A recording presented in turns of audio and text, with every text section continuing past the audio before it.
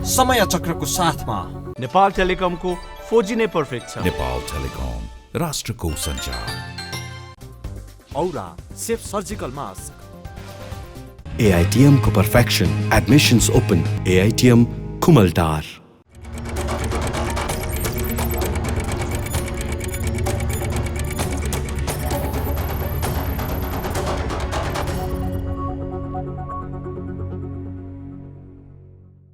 दर्शकहरू नमस्कार, समय चक्रमा हार्दिक स्वागत छ।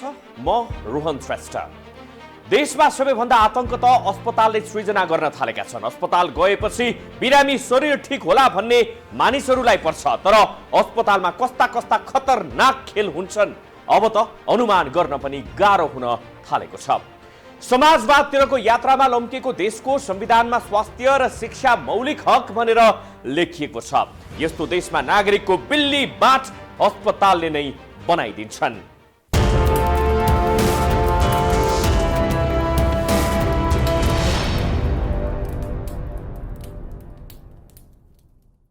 काठमाडौँको बाँसबारी स्थित न्यूरो अस्पताल भनेर चिनिएको Upendra Devkota memorial national institute of neurological and applied साइन्सेसमा यसपटक एक नौलो घटना भएको छ। बौद्धका ओङछु शेर्पालाई 18 दिनसम्म उपचार गरेर अस्पतालले बिसेक बनायो। त्यसबापत शेर्पा परिवारले अस्पताललाई 14.5 लाख रुपैयाँ बुझायो। 18 दिन अस्पताल बस्दा 14.5 लाख खर्च भयो भन्दा आश्चर्य नमाने हुन्छ, किनभने एक रात अस्पताल राखेको 3.5 लाख रुपैयाँ लिने अस्पताल पनि यही काठमाडौँमा छन्। ओङछुको उपचारमा 14.5 लाखको प्रसङ्ग सुन्दा केही नौलो लाग्न सक्छ, तर आश्चर्य त यो भयो भन्दा पनि अर्को विषय छ। सबैभन्दा पहिले देखाउँदैछौँ ओङछु शेर्पाको उपचार कथा छोटोमा। काठमाडौँको बौद्ध बस्ने ओङछु शेर्पा 18 दिन अघि अचानक बिरामी परेपछि बाँसबारी स्थित न्यूरो अस्पताल पुर्याइयो।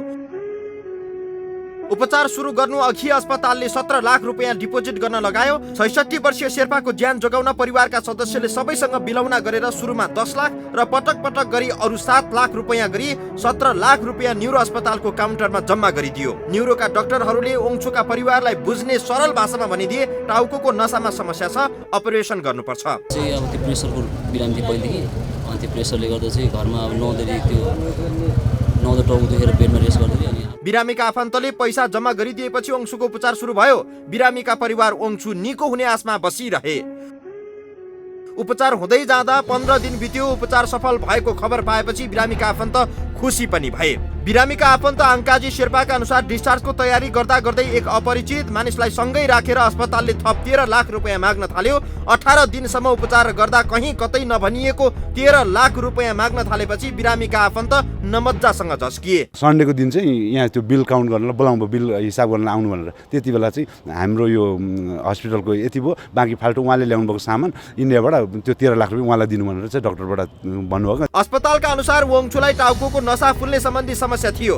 15 दिनसम्म उपचार गर्दा कहीँ कतै नभनिएको 13 लाख रुपैयाँ माग्न थालेपछि बिरामीका आफन्त नमज्जासँग झस्किए। अस्पतालका अनुसार ओङछुलाई टाउको नसा फुल्ने सम्बन्धी समस्या थियो। सोही कारण अकस्मात बिरामी परेका थिए र उपचारको क्रममा बिरामीको टाउकोमा नेक स्टेन्ट भन्ने प्रविधि राखेको हो, जुन शल्यक्रिया नगरी उपचार सम्भव हुने नयाँ प्रकृतिको उपचार विधि भएको अस्पतालको भनाइ छ।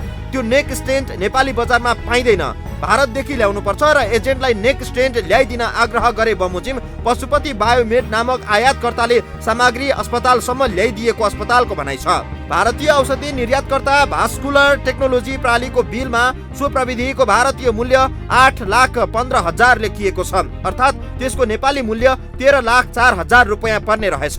भएभरको पैसा अस्पताललाई बुझाएर टाट पल्टिसकेको ओङछुका परिवार बिरामी घर लैजाने बेलामा 13 लाख बुझाउनुस् अनि मात्रै बिरामी लैजानुस् भनेपछि अत्तालिनु स्वाभाविक हो। बिल दिनुस् न त भन्दा बिल पनि दिन नमिल्ने र दिइहाले पनि नेक स्टेन्टको नाम राखेर दिन नमिल्ने, अरू नै शीर्षक राखेर बिल बनाइदिन्छु भनेपछि बिरामीका परिवार अझै आश्चर्यमा पर्यो। बिरामी र आयातकर्ताको कुरा बाहिरै मिलाउनुस् भन्दै अस्पताल प्रशासन पन्छिएपछि पीडित परिवार मिडियाको शरणमा आइपुगे। साथ र सहयोगले गर्दाखेरि हाम्रो बिरामीलाई चाहिँ निकाल्न सफल भयो। गाँठी कुरा बुझ्दै जाँदा सप्लायर्स कम्पनीको हिसाब अस्पतालले ग्रहण नगर्ने र लागेको खर्च बिरामीबाटै उठाउनु पर्ने आग्रह गरेपछि आयातकर्ताका यी मानिस पैसा नपाएसम्म छोड्दिन भन्दै बिरामी कुरेर बसिरहेका रहेछन्। 17 लाख बाहेक 13 लाखको अर्को महँगो उपचार विधि बारे आफूहरूलाई अस्पतालले थाहै नदिएको बिरामीका आफन्तहरूको भनाइ छ। बिना जानकारी गरिएको उपचारको पैसा किन र कसरी तिर्ने उनीहरूको प्रश्न छ। सामान्य चाहिँ 13 लाख रुपियाँ लाग्छ भनेर 81 अब डिस्चार्ज गर्ने टाइमतिर भनौँ न मान्छे अपरेसन गरिसकेपछि उनीहरूले पनि भने कि अनि त्यही पैसाको कुरा नमिलेको थियो। अस्पताल हाताभित्रै प्रशासन, बिरामीका आफन्त र औषधि आयातकर्ता बीच छलफल हुँदा अस्पतालमा कार्यरत कर्मचारीहरूले बिरामीका आफन्तलाई उपचार विधि बारे जानकारी गराएको बताएका छन्। तर भारतबाट सामान झिकाइएको र यति महँगो लागत बारे आफूहरूलाई कुनै जानकारी नभएको बिरामी पक्षको तर्क छ। बिरामी उपचार गराइसकेपछि डिस्चार्ज नहुँदासम्म त्यसको उपचार विधि, खर्च र समस्याको सम्पूर्ण जिम्मेवारी अस्पताल प्रशासनले नै लिनुपर्छ। कुनै सम्बन्ध नै नभएको औषधि आयातकर्तालाई हातमा पैसा बाँड्दै हिँड्ने बिरामीको काम होइन। यसको सम्पूर्ण व्यवस्थापन अस्पतालले गर्ने हो। तर तपाईहरूको कुरा बाहिर नै मिलाउनुस् भन्दै पन्छिनु पनि जायज होइन। पत्रकारहरू अस्पतालमै पुगेर हल्लाखल्ला भएपछि 13 लाख रुपियाँ दाबी गर्ने सप्लायर्सका प्रतिनिधि हच्किए। अस्पतालको प्रशासन हेर्ने अधिकारीले बिरामीसँग अस्पतालको कुनै हिसाब किताब बाँकी छैन, बिरामी डिस्चार्ज भइसकेका कारण तपाईहरू अब जान सक्नुहुन्छ भन्दै बिदा गरिदिए। अस्पतालले डिपोजिट राखिएको रकम सबै खर्च नभएको भन्दै 2,75,000 रुपियाँ पनि फिर्ता गरिदियो। अहिले तपाईँको जम्मा हामीले 17 लाख डिपोजिटमा 2,96,000 चाहिँ फिर्ता आयो। ओङछुको उपचारमा अस्पताल सप्लायर्सका धेरै क्रियाकलाप अमिल्दा पनि देखिएका छन्। जस्तो कि पैसा लिएपछि सक्कली बिल नदिने, बेचेको डिभाइसको नाम राखेर बिल दिन सक्दैनौ भन्ने, उपचार अघि केही पनि नभन्ने, बिरामी डिस्चार्ज हुन लाग्दा अस्पताल प्रशासन समेतको सहभागितामा बिरामीसँग 13 लाख रुपियाँ दिन दबाब दिने क्रियाकलाप भएको देखिन्छ। अब प्रश्न उठ्छ, ओङछुको घाँटी पछाडि जडान गरिएको नेक्स्टेन नामक प्रविधि आयात गर्ने पशुपति बायोमेड नामक सप्लायर्सले यस्तो अपारदर्शी क्रियाकलाप किन गर्यो? पारदर्शी व्यवहार गर्न पशुपति बायोमेड किन सक्दैन? पशुपति बायोमेडले ओङछुसँग 13 लाख दाबी गरिरहेको थियो। तर अस्पतालले बिरामी डिस्चार्ज गरेपछि बायोमेडका प्रतिनिधि बसन्त गिरी निरीह बने। उनले 13 लाख रुपियाँ दिनुस् भन्न पनि सकेनन्। अब प्रश्न उठ्छ दर्शकहरू, के साँच्चीकै 13 लाख खर्च भएको थियो भने यिनले यति सजिलै बिरामीलाई गेटबाट बाहिर नदिन सक्थे होलान् र? हाम्रो शङ्काको सुई अब यतातिर घुमेको छ कि मेडिकल माफिया जस्तै औषधिका माफियाहरू पनि यसरी बिरामीको रगत चुसिरहेका छन् कि लुटको डरलाग्दो धन्दा सुरु भएको छ। औषधि आयात गर्ने महँगो शुल्क लगाउने र बिरामीबाट लाखौं लाख असुल्ने, होइन भने वास्तविक औषधिको शीर्षकमा बिल दिन्न भन्नुको अर्थ के हो? अस्पताल र बिरामीका परिवारसँग स्पष्ट नभई लाखौं लाख रुपियाँको बिल थमाउनुको उद्देश्य के हो? अस्पतालमा 17 लाख रुपियाँ डिपोजिट गरिएको थियो। 2,50,000 जति रकम शेर्पा परिवारले फिर्ता नै पायो। न्युरो अस्पतालमा जति खर्च भयो त्यो खर्चको औचित्य पुष्टि हुन सक्ला, तर अस्पतालका कर्मचारी समेत मिलेर फेरि 13 लाख रुपियाँ किन मागे? यस सम्बन्धमा चर्चा गर्नेछौँ, तर यो छोटो ब्रेक पछि।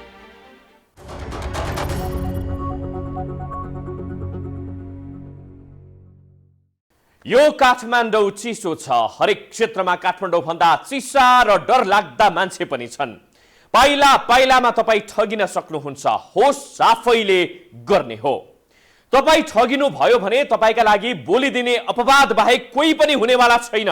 शिक्षा र स्वास्थ्य क्षेत्रमा त पढे लेखेका डिग्रीका प्रमाणपत्र हातमा लिएकाहरू झुक्क्याउन, ठग्न तयार भएर बसेका छन्। कसैको ठगी सोझो हुन्छ, कसैको अलि घुमाउरो र हेर्दा वैधानिक जस्तो देखिने पनि हुन्छ। तुलनात्मक रूपमा कम विवादमा आउने न्युरो अस्पताल अब चाहिँ हाम्रो शङ्काको घेरामा परेको छ। यो हेर्नुस्।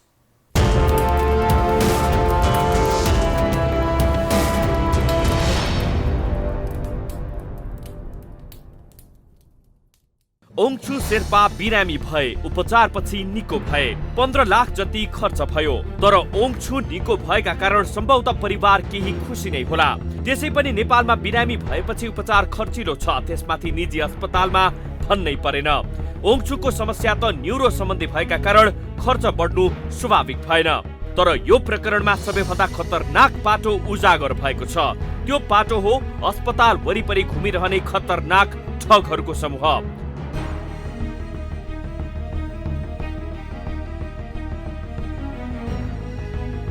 कुन समूह हो जसले यति धेरै रकम माग गर्यो तर अन्तिममा त्यो पैसा नलिई हिड्यो? दुनियाँमा कोही पनि त्यस्तो दानी व्यापारी छैन जसले 13 लाखको डिभाइसको पैसा बिना कुनै कारण नमागी हिँड्छ। कुनै सप्लायर्स होस् वा अरू कोही 13 लाख रुपैयाँ लिन बाँकी छ भने उसले कुनै पनि हालतमा छाड्दैन। बिरामीले पैसा दिएन भने हार गुहार गर्छ, रोई कराई गर्छ, केही नलागे प्रहरी भए ठाउँमा जान्छ, तर आफ्नो पैसा कसैले पनि छाड्दैन। तर ओङछु शेर्पाबाट दिनुपर्ने 13 लाख रुपैयाँ छाडेर हिँड्ने त्यो को व्यक्ति वा समूह थियो? 17 लाख त अलरेडी यहाँ गइसकेको छ। अनि अर्को 13 गरेर त 30 लाख जति हाम्रो अन्दाज चाहिँ के छ, 15 देखि 20 लाखसम्ममा तपाईँहरूको उपचार हुन्छ भने पहिलेदेखि हस्पिटलले हामी त्यही सल्लाह दिएको थियौँ। अनि एकैचोटि अर्को 13 लाई जोड्दाखेरि त 17 अलरेडी हामीले हस्पिटल जम्मा गरेका थियौँ। अस्पताल परिसरमा देखिएको व्यक्ति चाहिँ यी थिए। आफूलाई पशुपति बायोमेड नामक सप्लायर्सको प्रतिनिधि हुँ भन्ने बसन्त गिरी नामका यी व्यक्ति आखिर किन 13 लाख छोडेर हिँडे? नेक स्टेन्ट नामक यो डिभाइस कुनै ठुलो उपकरण होइन। यसको मूल्य भारतमा कति पर्छ, नेपालमा कति पर्छ?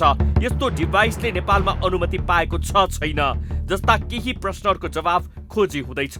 तर फारू 8 लाख भन्दा केही बढीको बिल देखाएर पनि पैसा नलिई यिनी किन गए? यति मात्रै होइन, यदि उनको पैसा डुबेकै हुन्थ्यो र उनी साँच्चीकैको कुनै कम्पनीका प्रतिनिधि हुन्थे भने पैसा लिएर जानु उनको कर्तव्य हुन्थ्यो। आश्चर्य र रहस्यमय कुरा त के छ भने गिरी यो टेलिभिजनको क्यामेरा अगाडि आएर बोल्न पनि डराए।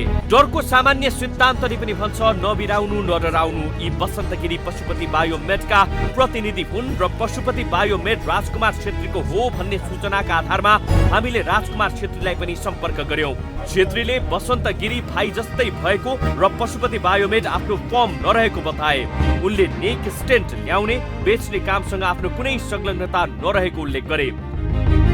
अब प्रश्न उठ्छ, अस्पतालको वरिपरि घुम्ने, अस्पतालका स्वास्थ्य कर्मीसँग बसेर बिरामीका आफन्तसँग 13 लाख रुपैयाँ माग्ने अनि बिरामीका आफन्तले पैसा दिँदैनौ भनेपछि लुरुक्क परेर जाने यी को हुन्? अब त्यो त फेरि उहाँलाई जो मान्छे हामीसँग उभ्याएको छ उहाँले चाहिँ सामान ल्याएको, त्यो हामीले सामान ल्याएको कसरी विश्वास गर्ने त? सामान ल्याएको हो कि होइन, हालेको हो कि होइन, कस्तो खालको सामान, त्यो न सामान देखाएको छौँ न त्यो यति पर्छ हामी जानकारी केही पनि छैन। दर्शकहरू, यी व्यक्तिको सम्पर्क नम्बर राजकुमार छेत्रीले हामीलाई पठाउँछु भने र पठाएनन्। अस्पतालमा बिरामीका आफन्तसँग 13 लाख माग्ने व्यक्ति कुनै व्यापारी भन्दा पनि गिरोहका सदस्य हुन् कि कतै अस्पताल र यस्तो गिरोहको नेक्ससले बिरामी लुट्ने काम गरिरहेको छ कि यो एक खतरनाक, अति नै खतरनाक मामिला बनिरहेको हुन सक्छ। न्युरोमा जस्तै अन्य अस्पतालमा पनि यस्तो घटना भइरहेको हुन सक्छ। जिउँदो शरीरमा दुःख बिमार हुँदा हुन्छ। शरीर अस्वस्थ भएपछि उपचारमा खर्च पनि हुन्छ। कहिलेकाहीँ थोरै खर्च गरेर पनि रोग निको हुन्छ, कहिलेकाहीँ लाखौं खर्च गर्नुपर्ने हुन्छ। यतिसम्म त ठिकै छ, तर 13 लाख रुपैयाँ दाबी गर्ने एक शङ्कास्पद कम्पनीको रहस्यमय पात्र किन 13 लाख रुपैयाँ पनि नलिई फर्किन्छन्? यही नै छ रहस्य। थप प्रसङ्गसहित उपस्थित हुनेछौँ, तर यो छोटो ब्रेक पछि।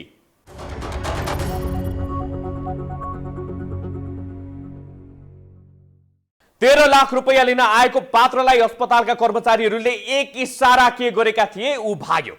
शेर्पा परिवारले 13 लाख दिएको भए कसको भागमा कति कति लाख पर्थ्यो होला?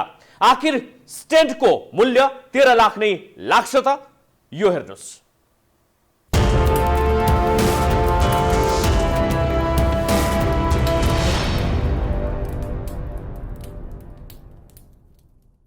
न्युरो अस्पतालले ओङछु शेर्पाको घाँटी पछाडिको भागमा नेक स्टेन्ट लगाइदियो। त्यही कारण उनको स्वास्थ्यमा सुधार पनि आयो। तर एक गम्भीर र महत्त्वपूर्ण प्रश्न चाहिँ बाँकी नै रहेको छ। त्यो प्रश्न हो के नेक स्टेन्टको मूल्य 13 लाख पर्छ त? जानकारहरूका अनुसार यस्तो स्टेन्टको मूल्य कम्पनी र संख्या अनुसार फरक हुन्छ। सरल भाषामा भन्नुपर्दा स्टेन्ट भनेको जाली हो। यो जाली नसामा प्रवेश गराइन्छ र रगत प्रवाहमा भएको अवरोध हटाउन प्रयोग गरिन्छ। मस्तिष्कघात भएका बिरामीहरूलाई समयमै अस्पताल पुर्याउन सकियो र दिमागको नसामा स्टेन्ट जडान गर्न सक्दा बिरामीलाई पक्षघातबाट जोगाउन सकिन्छ। मस्तिष्कतिरको नसामा मात्रै होइन, शरीरका अन्य भागका नसामा पनि यस्तो स्टेन्ट लगाउन सकिन्छ। 15 सम्म लाग्न सक्छ भनेर हस्पिटल त्यही अनुसार भयो। तर डिपोजिटको लागि त्यति पैसा तयार गर्नु भनेर बनाएको थियो। हामीले पछि त्यो 15 लाख रुपियाँ 17 लाख रुपियाँ हामी डिपोजिट गरेँ हस्पिटलमा। त्यसपछि शनिबार अपरेसन हुन्छ, शनिबार चाहिँ सामान आउँछ भनेर डाक्टरले भन्नुभएको थियो। अनि शनिबार 2:30 बजे फेरि हामीलाई बोलाउनु भयो डक्टरले। हामीले त पटक यो सामान कतिको पैसा लाग्छ त भनेर सोद्धाखेरि चाहिँ तपाईँको त्यही 15 देखि 20 लाख लाग्न सक्छ भनेर कुरा भएको थियो। हामी 2:30 बजे हामीलाई अब अपरेसन हुन लागेको छ, डक्टर उताबाट सामान लिएर आउनु लाग्यो, के गर्ने भनेर सोध्नु भएको थियो। नेपालमा यस्तो स्टेन्ट हाल्ने प्रविधि भित्रिएको पनि 1-2 वर्ष मात्रै भयो। सुरुमा ग्रान्डी अस्पतालले सुरु गरेको यस्तो प्रविधि अहिले न्युरो अस्पतालमा पनि छ। शरीरको जुनसुकै भागमा राखिने स्टेन्ट पनि नेपालमा चाहिँ किन्न पाइँदैन। हालसम्मका लागि भारतबाटै किनेर ल्याउनु पर्ने अवस्था छ। यस्तो स्टेन्ट प्रयोग गर्न जनशक्ति आवश्यकता र पूर्वाधार आदिका कारण काठमाडौँका एकाध अस्पतालले मात्रै यस्तो सुविधा दिइरहेका छन्। सामान्यतः स्टेन्ट राखेर मस्तिष्क घातबाट जोगाउने वा नसामा रक्त प्रवाह सुचारू गर्न उपयोग गरिने स्टेन्ट खर्चिलो नै हुने गर्छ। स्टेन्ट राखेर बिरामीको उपचार गर्दा 8-10 लाख रुपैयाँ लाग्ने गर्छ। न्युरो अस्पताल पुगेका ओङचु शेर्पाको घाँटी पछाडिको भागमा स्टेन्ट राखिएको उनका आफन्तले जानकारी दिएका छन्। त्यो सेवा बापत अस्पतालले राम्रै आम्दानी पनि गरेको छ। 18 दिन अस्पताल राख्दा 14 लाख भन्दा बढी रकम अस्पतालले आय गरेको छ। 14.5 लाख जति रकम खर्च भएको औचित्य लगभग पुष्टि हुन्छ। तर फेरि स्टेन्टको बेग्लै पैसा भनेर 13 लाख माग्ने व्यक्तिको माग दाबीको औचित्य पुष्टि हुँदैन। तपाईँको त्यही 27-28 लाखै पुग्थ्यो, लगभग 30 लाख भनौँ न अन्दाजी। तपाईँको 17मा 3 फिर्ता आयो भनेपछि 15मा 13 प्लस गर्दै। सुरुमा त पशुपति बायोमेडका प्रतिनिधि र अस्पतालका कर्मचारी दुवै पक्ष मिलेर बिरामीका आफन्तसँग 13 लाख मागिरहेका थिए। 11-12 बजीतिर मात्र उहाँहरूसँग भेटेको हस्पिटल प्रशासन डाक्टर साहब। त्यसपछि त्यो उहाँ चाहिँ एजेन्ट हो, उहाँ चाहिँ इन्डियाबाट उहाँले सामान ल्याएर आएको भने उहाँले त्यति बेला मात्र कुरा भएको थियो पैसाको विषयमा। यो टेलिभिजन क्यामेरा लिएर पुगेपछि अस्पतालका कर्मचारीले त्यो 13 लाखमा प्रवेश नै गरेनन् भने 13 लाख मागिरहेका पशुपति बायोमेडका प्रतिनिधि 13 लाख रुपैयाँ समेत नलिए फर्किए। यहाँ त अस्पतालसँगै मिलेर ठगहरूले बिरामी लुट्ने काम त गरिरहेका छैनन्। यहाँनिर सबैभन्दा डरलाग्दो शंका उब्जिएको छ। उपचार वा उपचार गरे बापतको वैधानिक रकम कसैले पनि छाड्दैन। अझ निजी अस्पतालले त बिरामी मरोस् पहिले पैसा जम्मा गर्नु नत्र उपचार गर्दैनौ भन्ने गर्छन्। यहाँ त 13 लाख रुपैयाँ छोडेर पशुपति बायोमेडका प्रतिनिधि गएका छन्। वैधानिक पैसा कसैले छाड्दैन, अवैध पैसा नै छाडेर गएको देखिन्छ। बिरामीका आफन्त सोझो र पैसावाल भएको भए त माफियाको यो समूहले पैसा खाने नै रहेछ।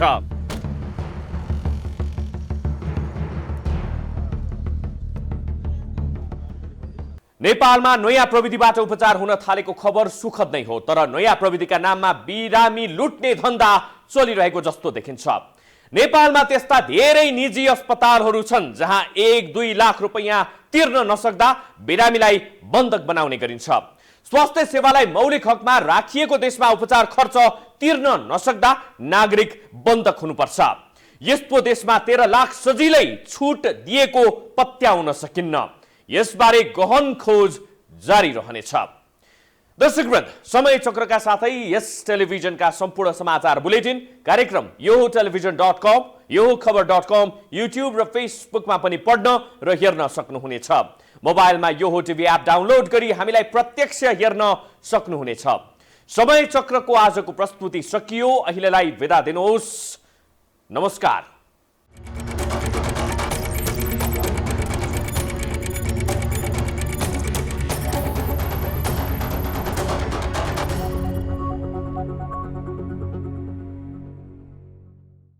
समय चक्रको साथमा नेपाल टेलिकमको 4G नै पर्फेक्ट छ। नेपाल टेलिकम, राष्ट्रको सञ्चार।